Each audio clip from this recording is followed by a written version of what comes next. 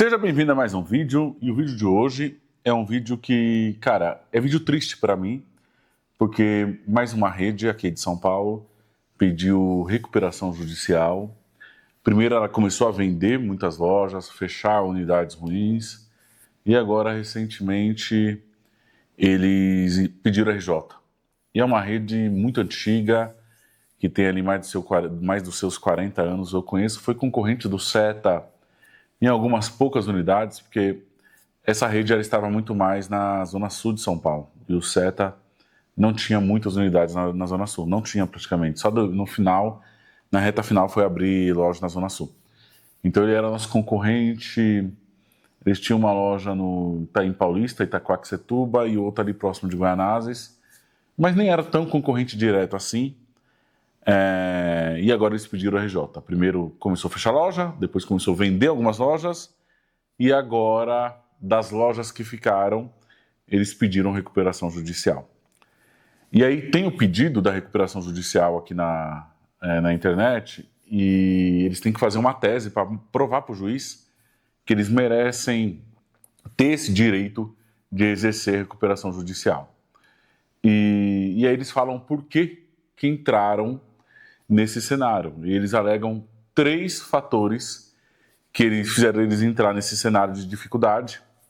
E isso é o grande aprendizado desse vídeo.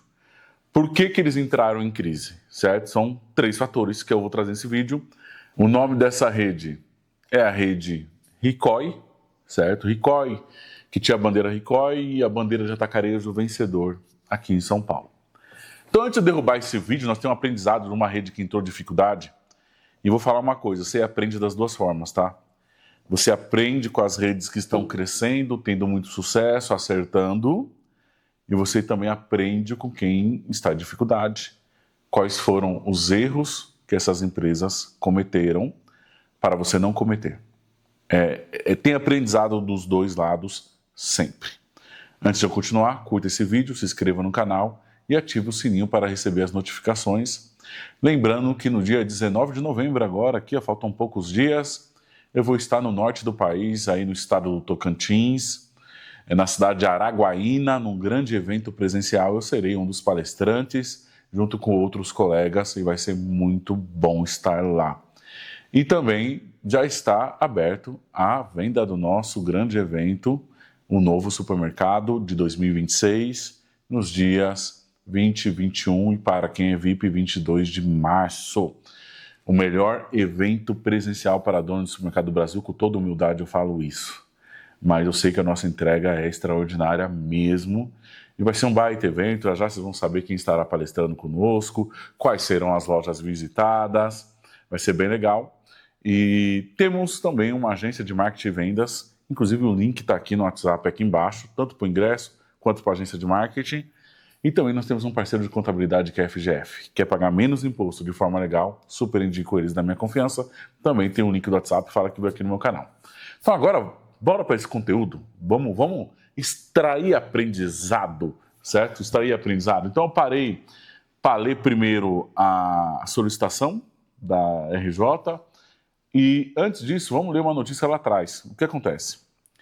O Ricoh, para você ver o tamanho da rede, tá? Mais de 70 lojas. O Ricoh, ele já existia, e aí quando o Açaí comprou o originário Açaí, certo? Que não era isso que vocês veem hoje, que é gigantesco no Brasil inteiro, ele pertencia a um senhor chamado Rodolfo, que fundou o inicial Açaí, que tinha aqui na Zona Leste de São Paulo, focado mais em transformador. E aí ele vendeu o grupo para o Açaí, que hoje vocês veem essa potência que é hoje, e com a grana que ele pegou lá da venda, ele investiu no Ricoh. E aí ele comprou 33% do Ricoh por 280 milhões de reais. Essa é uma notícia de 2011, você entender um pouquinho. Então vamos lá. Rodolfo Nagai, ex-Açaí, vai investir 280 milhões em supermercado. O ex-dono da rede de atacado Açaí, Rodolfo Nagai, está negociando a compra de uma participação do Ricoh Supermercados, que apresentou no ano passado um faturamento de 1,2 bilhão em 74 lojas. Gente, isso aí é antigo, tá? Em 2011. Vamos ver, 1,2 bilhão dividido por 12 é um faturamento de 100 milhões por mês, dividido por 74. Um milhão e meio por loja, mais ou menos, mas é claro que é em outra realidade. Nós estamos falando de 2010. Pode duplicar esse faturamento na realidade de hoje. Então, ele adquiriu 33%, certo? Deixa eu ver aqui. 74 lojas, velho. 33%, 280 milha ele comprou. E aí o pessoal deixou entrar, também eram orientais, né? Tá ali, ó, o seu Paulo Tadal e o seu Hermes Quinchoco, que eram os proprietários na época, venderam 33% para o Rodolfo entrar e trazer a visão dele de atacarejo, tanto é que depois eles fundaram um atacarejo chamado Vencedor, né? Vai descendo, Vencedor. E é isso, isso aqui é o contexto histórico. Aí ficaram os três como sócios. Cara, mas eu vou ser muito sincero, as lojas do Vencedor que eu conheci, e do Ricoh, eu nunca achei lojas boas, tá? Eu nunca achei a operação boa. Isso aí já deve ser justamente pelo tamanho da expansão. 70 e poucas lojas, não é fácil você ter uma boa operação. Tanto é que eu soltei aquele vídeo de ontem que fala que os nacionais perdem para os regionais. Por mais que é regional, não é nacional, Ricoh, cara, ainda mais, hoje é mais difícil ainda, tá? Com a dificuldade de mão de obra é mais difícil ainda. Então vamos ver aqui as principais razões da crise econômica financeira. Tá, vamos lá.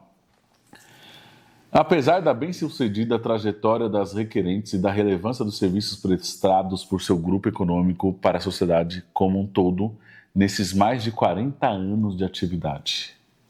Cara, 40 anos de atividade, os caras são bons. São bons.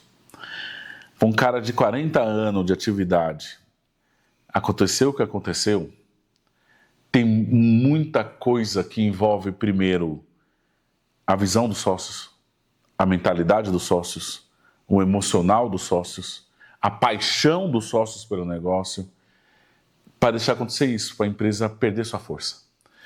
Cara, a empresa, primeiro, ela quebra por vários fatores. Ela quebra por fatores técnicos, que é falta de conhecimento. Ela quebra por fatores de pessoas, gestão de pessoas, por aí vai. Ela quebra por fator financeiro, ausência de caixa. Mas ela quebra primeiro quando os sócios quebraram emocionalmente.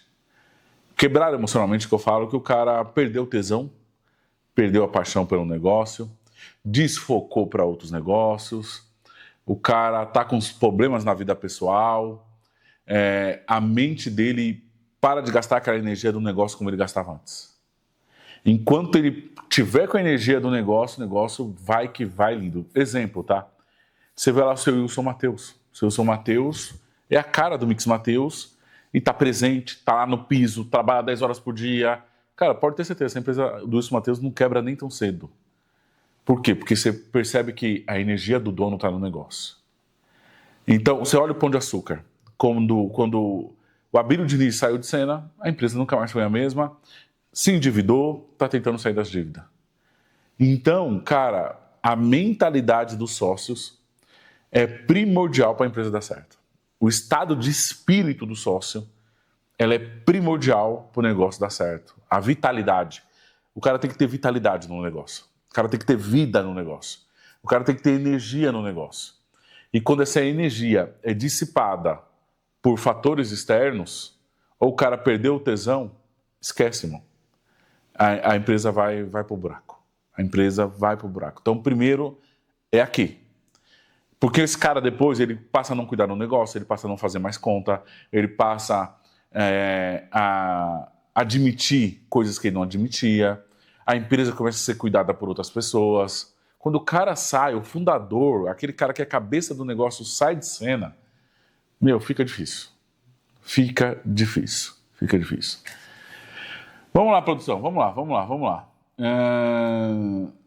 Então, aqui ele fala que o grupo também depende do mercado e fica suscetível às suas oscilações. Nos últimos anos, o varejo alimentar brasileiro passou por transformações estruturais profundas que impactaram de maneira direta a rentabilidade das redes regionais. Tanto é assim que, entre os anos 2024 e 2025, diversas redes de supermercados recorreram à recuperação judicial ou extrajudicial. Vamos lá, aqui também existem dois cenários. Empresas entraram em dificuldade? Sim. Isso é uma consequência da pandemia, da alta taxa de juros, que quem estava alavancado se atrapalhou. Mas também teve muita empresa crescendo. Então você pega aí os exemplos que eu dou aqui, você tem o Chama, cresceu demais, o Shibata cresceu, o Rossi cresceu, o BH, o Taust, o Confiança, tem muita gente crescendo. Então, isso aí não é o Grupo Mateus lá no Norte, no Nordeste, e existem duas realidades, tá? Então, vamos lá. Especificamente, no caso do Grupo Ricoh, 3 principais fatores ensejaram a crise que fundamenta o presente pedido recuperacional. Aqui vai começar a aula. 3 motivos eles dão para a dificuldade. Em primeiro lugar, houve uma expansão acentuada da concorrência. Eu falo isso sempre aqui. Que alterou a dinâmica competitiva, comprimindo margens e reduzindo o fluxo de vendas por loja, especialmente em bairros e cidades médias, onde o consumo é mais sensível a preço. O varejo paulista viveu uma forte aceleração na abertura de novos formatos de lojas, especialmente atacarejos e grandes redes nacionais, em regiões de tradicional concentração do Grupo Ricoh, o que sufocou o caixa das requerentes. Vamos lá. Aqui eu também... Isso de fato aconteceu, mas só perde cliente quem tem operação ruim. Exemplo, cara, você pega lá o Andorinha, tá lá, ele cresce ano a ano. Abriu gente do lado? Abriu. Você pega o Trimais, crescendo ano a ano. O Chama cresce também ano a ano. Abriram redes, atacarejo, caramba, 4? Abriu. Mas esses caras não sofreram. O próprio Taust, que é o maior exemplo que está em expansão. Onde ele bota a loja, vende. Por quê? Porque ele é bom. E arranca venda de quem? De quem é ruim. Então, se a sua operação de fato é ruim, quando abrir um concorrente, você vai ser jantado. Por quê? Porque o cliente, ele não gosta de trocar de loja. O cliente, ele é tradicional. O cliente, para ele trocar de uma loja para outra, tem que acontecer 2 fatores. Ou você é ruim pra caramba e apareceu uma nova opção que nem é tão boa e o cara te troca.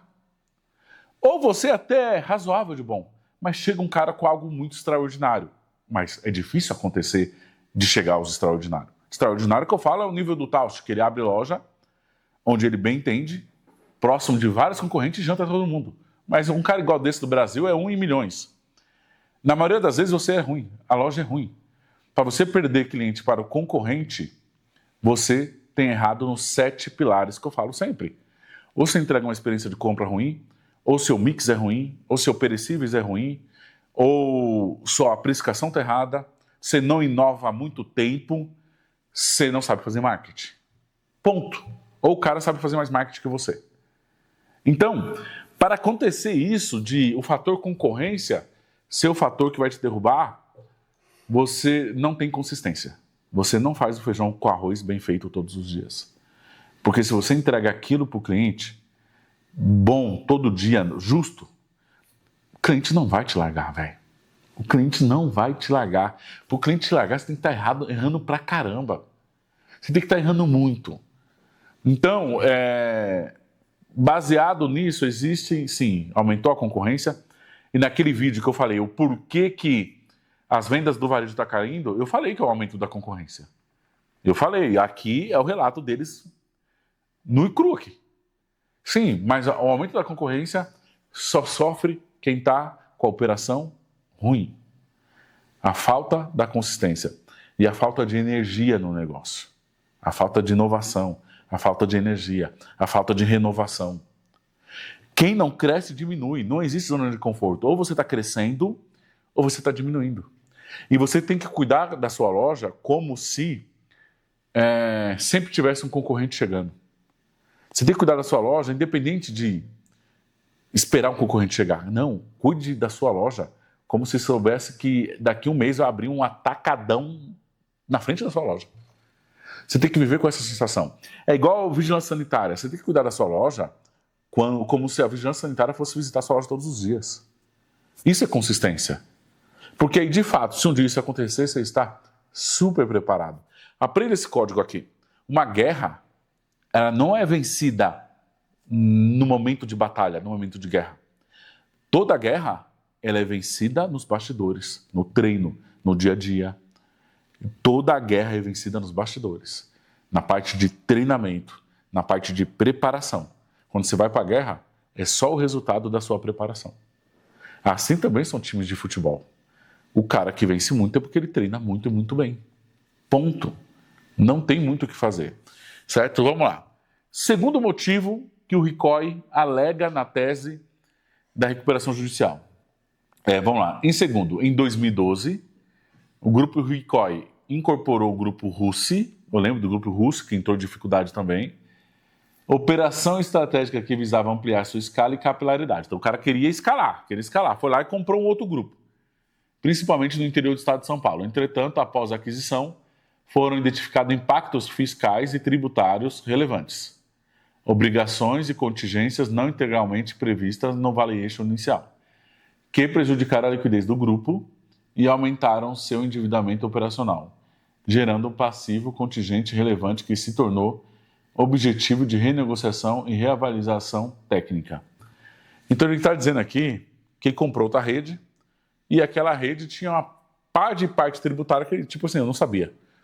Cara, isso aqui é estranho, né? Uma empresa dessa estrutura, desse tamanho, antes de comprar uma rede, não vai fazer uma avaliação jurídica tributária? É estranho. Isso aqui quem faz é quem é empreendedor, que não conhece muito. Isso tem um grupo de 70 lojas, não ter alguém que, antes de adquirir uma nova rede, não vá fazer essa leitura, né? Vamos lá. Vamos para o terceiro motivo. Desce aí, produção. Em terceiro, no contexto macroeconômico nacional, houve a elevação das taxas de juros, sim. Isso aí é feito, nós pagando a conta da pandemia, que pressionou os financiamentos já contratados pelas requerentes. Então, se você fez o financiamento atrelado à taxa Selic, se fudeu. Se fudeu, cara. Porque o seu empréstimo dobrou, triplicou. A partir de 2022, o Brasil enfrentou um ciclo prolongado de taxas de juros em patamares historicamente altos. Selic acima de 13%, já bateu mais de 15%. O que elevou o custo financeiro das empresas, restringiu linhas de crédito e encareceu o capital de giro. Sim, isso prejudicou 2 pontos. Primeiro, quem pegou lá atrás. Segundo, fica caro para pegar agora. Então, você depende só do seu caixa para fazer o negócio viver. No caso das requerentes, os juros impactaram severamente o serviço da dívida e as despesas financeiras, tornando o ambiente de renegociação mais complexo e oneroso, gerando uma pressão adicional sobre a estrutura de capital. Em conjunto, esses fatores principais provocaram forte pressão sobre as margens de lucro e deterioração do caixa e o aumento do endividamento do grupo RICOI. Esse contexto recentemente ensejou o descumprimento de... Beleza, vamos lá. Tem uma parte aí que fala, vai descendo, produção, vai descendo devagarzinho. Vai descendo. Pode ir. Que mostra o valor da RJ que eles pediram é de 518 milhões de reais. Vai descendo. Porém, deixa eu ver aqui. Ele mostra a dívida de banco. Cara, e não tem muita dívida de banco em comparação ao tamanho que eram os caras. Isso aí que eu achei estranho. Então a parte que fala aí, que eu não estou achando ali agora, que a dívida de banco é de 81, acho que é aí, deixa eu ver. Aí, ó. 81 milhões de reais, e aí tá os bancos que eles devem. 81 milhões de reais deve para banco. Creio que é dos 518. Então a maioria é fornecedor. E para mim era alto nível de alavancagem. E não é. 81 milhões, pelo menos pro tamanho que eles eram, não é alto a alavancagem de banco. Não é alto. Eu não sei quantas horas estava faturando, né? Então, mas para você ver, 1,2 bi por ano mostrou em 2011. Então hoje eles deveriam faturar muito mais. Com 81 milhões de alavancagem? Ok. Então a maior dívida de fato era fornecedor, 518 milhões. O que isso me mostra? Que as lojas não eram lucrativas. É isso, se não foi o banco que te enforcou, é aquele lance do Fábio Gomes falou naquele podcast. Uma coisa é você estar endividado com capital oneroso, sua operação dá prejuízo porque você tem dívida. A loja é lucrativa, mas o que está correndo no seu lucro é dívida, aquilo que vai depois do EBITDA. Outra coisa é a sua loja, a sua operação não dá lucro. Aí é fogo, aí é mais desafiador. O que você tem que fazer nesses casos? Vender mais? Vender mais para, com a maior venda, com o lucro pague o seu custo operacional. Então, é estranho.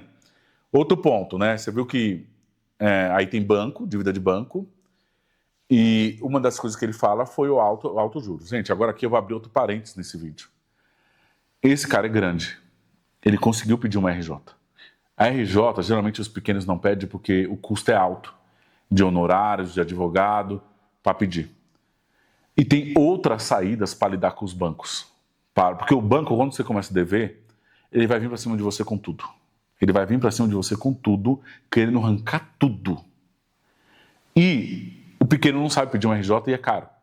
E aí você tem que contratar um advogado para entrar em processo contra os bancos, para os bancos verem e falar, putz, espera aí, ali não tem otário, tem quem defenda eles. Por isso que eu fiz aquele podcast, coloca aí na tela, produção, a fotinha, e coloca no final também para sugerir, e também estou pondo o link do podcast aqui embaixo, do nosso colega Gustavo, que ele é um advogado especializado em direito bancário em supermercados. Se você está com dificuldade financeira, cara, primeiro você, primeiro a sua casa, primeiro a sua família, do que banco, fornecedor, primeiro é você. E não tente ser o salvador da pátria, querendo manter isso em dia se você sabe que o barco vai afundar. Primeiro, salva o barco, salva a sua família. Entra em processo contra os bancos, procura um advogado especializado, vá se defender, porque a maioria dos contratos bancários tem irregularidades. A grande maioria, o cara te imputa serviço que você não comprou, venda casada, e isso te ajuda a ganhar fôlego, a ganhar tempo. Eu já vi casos, o Gustavo conta no podcast, de que o valor de contrato errado do banco e de indenização que teve que pagar cobriu a dívida e zerou a dívida. Tem noção disso? E não era pouca coisa, não. Era dívida de 100 e poucos mil reais que o empresário não conseguiu pagar. Ele recuperou quase 200 que o cara já tinha pagado com acréscimo, com juros abusivos, com serviços embutidos. Então, se você está em dificuldade financeira, assim como o Ricoy, se você está com uma carga financeira te estrangulando, cara, entre em processo contra os bancos. Procura um advogado especializado. Eu indico o Gustavo, que eu já vi o trabalho dele em outras empresas. Tem um link aqui do meu WhatsApp da minha equipe, chama ele. Me chama a minha equipe e nós passamos o contato dele. Mas esses caras é grande, eles foram lá pedindo um RJ. Pô, e RJ é bom, pô, ele vai ficar um tempo sem pagando pequenas parcelas da dívida, é pedalado em 10 anos todas as dívidas, mas se o cara pedir RJ, ele tem que ter caixa para ele continuar vivo. Então ele vai pegar caixa e continuar comprando tudo à vista, porque ninguém vai te querer te vender a prazo. Porém, não vai bloquear conta, não vai penhorar imóvel, não vai acontecer nada disso. E é disso que você tem que fazer. Então, às vezes, o que acontece? Você está todo endividado. Sua loja está respirando pelos aparelhos. Você está pagando parcela de banco. Meu irmão, vai procurar quem pode te ajudar. Procura quem pode te ajudar. Você vai começar a ganhar fôlego. O dinheiro que você está pagando parcela de banco, você vai colocar mercadoria nessa loja. Você vai recuperar sua paz. Porque lá na justiça, você vai ganhar tempo para se restabelecer. Eu não estou falando para não pagar. Estou falando para você ganhar tempo para se restabelecer.